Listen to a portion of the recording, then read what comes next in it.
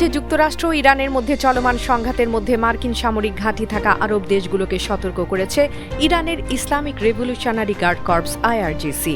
এক বিবৃতিতে আইআরজিসি জানিয়েছে যেসব দেশ নিজেদের ভূখণ্ডকে ইরানের বিরুদ্ধে মার্কিন সামরিক অভিযানের ঘাঁটি হিসেবে ব্যবহার করতে দিচ্ছে তাদের সম্ভাব্য পাল্টা হামলার জন্য প্রস্তুত থাকতে হবে। সংস্থাটি বলেছে এ ধরনের হামলার দায় সংশ্লিষ্ট দেশগুলোকেও নিতে হবে। আইআরজিসি যুক্তরাষ্ট্রকে নতুন করে সংঘাত শুরুর জন্য দায়ী করে দাবি করেছে ইরানের সশস্ত্র বাহিনীর প্রতিরোধের মুখে ওয়াশিংটন পিছু হটতে বাধ্য হয়েছে।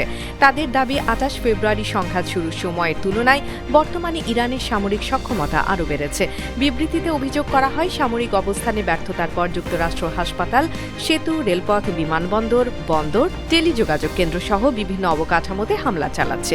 আইআরজিসি আরও জানিয়েছে যুক্তরাষ্ট্রকে সতর্ক করার জন্য তারা আপাতত হামলাগুলো সামরিক স্থাপনায় সীমিত রেখেছে।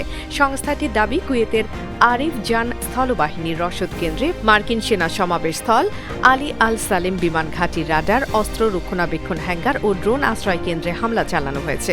বিবৃতিতে বলা হয় যেসব দেশ মার্কিন বাহিনীকে আশ্রয় দিচ্ছে এবং ইরানের বিরুদ্ধে হামলায় নিজেদের ভূখণ্ড ব্যবহারের সুযোগ দিচ্ছে তাদের নাগরিকদের নিরাপত্তা নিশ্চিত করতে প্রস্তুতি নেওয়া উচিত।